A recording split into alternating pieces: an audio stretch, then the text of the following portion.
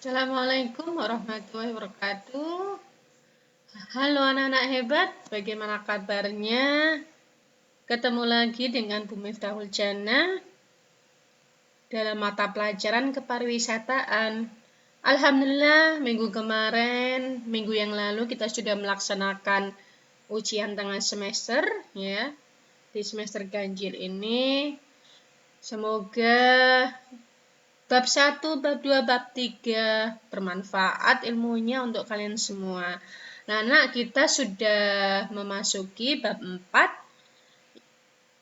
Apa itu nanti yang kita bahas? Ya, sebelumnya saya akan jelaskan tujuan pembelajaran kita terlebih dahulu.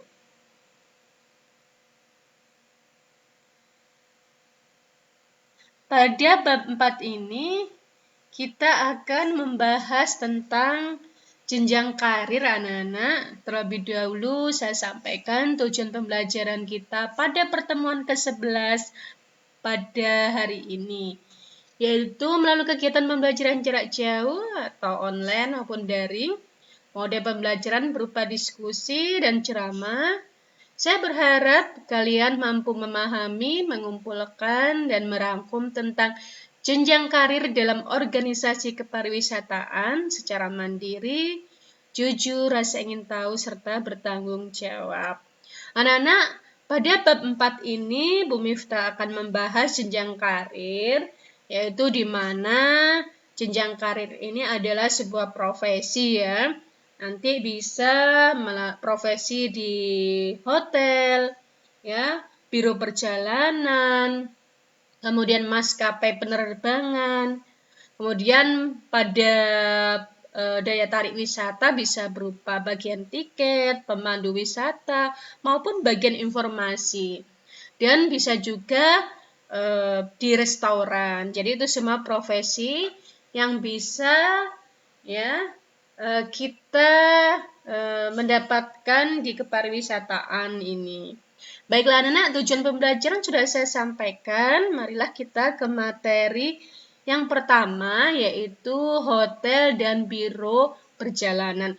Untuk maskapai penerbangan, kemudian daya tarik wisata ya dan restoran, kita akan melanjutkan jenjang tersebut pada pertemuan yang ke-12 minggu depan.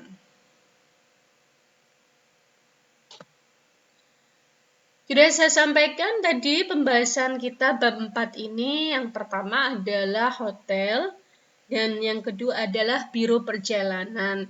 Di mana biro perjalanan ini terdapat 3 bagian, yaitu bagian pemasaran, yang kedua bagian penjualan, dan yang ketiga bagian pemesanan. Anak-anak, kita bahas dulu profesi yang ada di hotel. Industri perhotelan menawarkan beragam kesempatan kerja anak-anak, mulai dari petugas penerima tamu sampai dengan manajer restoran. Banyak manajer hotel ya memulai karir mereka dengan posisi sebagai petugas penerima tamu terlebih dahulu. Kemudian setelah petugas penerima tamu bekerja di bagian penerimaan tamu hotel dan bertanggung jawab menerima pesanan, memeriksa keluar masuk hotel, menjawab telepon, dan menyajikan informasi bagi para tamu. Ya, pada sebuah hotel besar, ya, kantor depan dilengkapi biasanya dengan staf meja depan, ya, seorang kasir, ya, kemudian ada seorang asisten manajer dan seorang manajer kantor depan. Anak-anak, untuk seorang manajer umum atau direktur eksekutif itu tugasnya mengawasi seluruh operasi hotel, ya, dan menyelia beragam kepala departemen. Manajer umum ini dapat dibantu oleh seorang asisten manajer maupun seorang auditor. Ya, kemudian di hotel juga ada bagian housekeeping yang memerlukan karyawan untuk menangani hal-hal yang berkaitan dengan keindahan, kerapian, kebersihan, kelengkapan dan kesehatan seluruh kamar, ya, kemudian juga area-area umum lainnya. agar seluruh tamu maupun karyawan dapat merasakan nyaman dan aman berada di dalam hotel. Ya, itu sepintas profesi yang ada di hotel. Kemudian saya lanjutkan. Yang kedua, ya, yaitu profesi di biro perjalanan. Ya, di sini tadi sudah saya jelaskan ada 3. Ya, yang pertama kita bahas dulu bagian pemasaran. Fungsinya bagian pemasaran ini yang pertama, melaksanakan kegiatan penelitian, perencanaan, pengembangan, dan pemasaran produk usaha. Yang berikutnya, ya, fungsi bagian pemasaran yaitu mengadakan koordinasi baik secara vertikal maupun horizontal. Dan yang ketiga, yaitu fungsinya untuk mempertanggungjawabkan kegiatan kepada direktur pemasaran. Tugasnya apa? Yaitu yang pertama, mengumpulkan informasi, tarif, ya, dan data lengkap mengenai semua jasa atau produk yang diperlukan langganan dan daerah atau negara konsumen.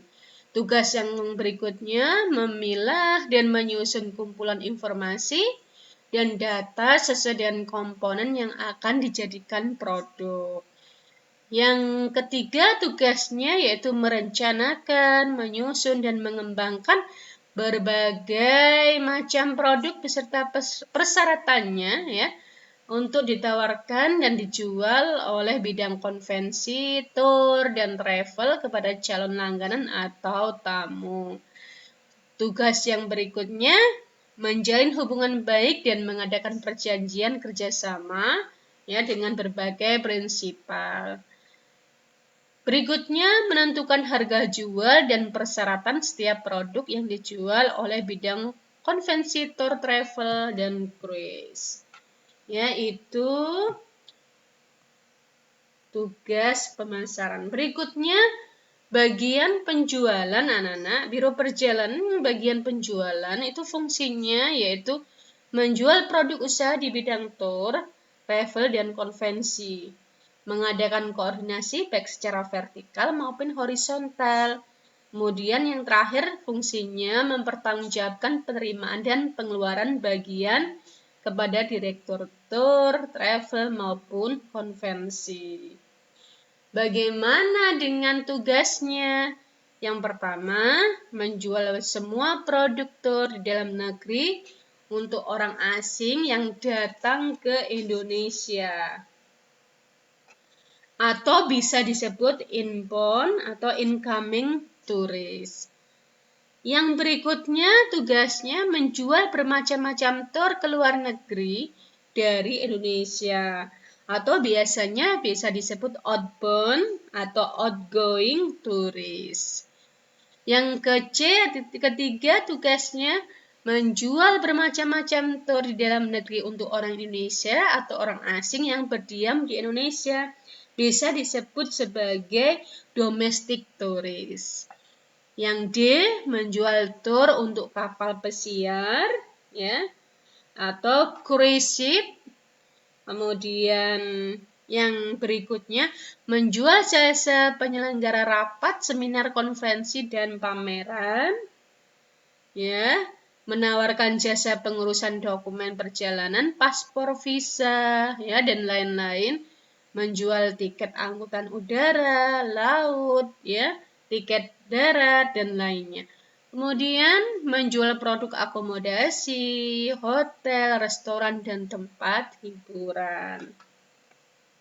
Itu merupakan tugas dari bagian penjualan. Bagaimana bagian pemesanan, ya? Tugas kalian adalah mencari, ya, terserah, ya, bagaimana fungsi bagian pemesanan dan tugas bagian pemesanan pada biro perjalanan. Baiklah, untuk materi hari ini saya cukupkan sekian. Terima kasih. Saya Bu Miftah Nuljana mengakhiri. Assalamualaikum warahmatullahi wabarakatuh.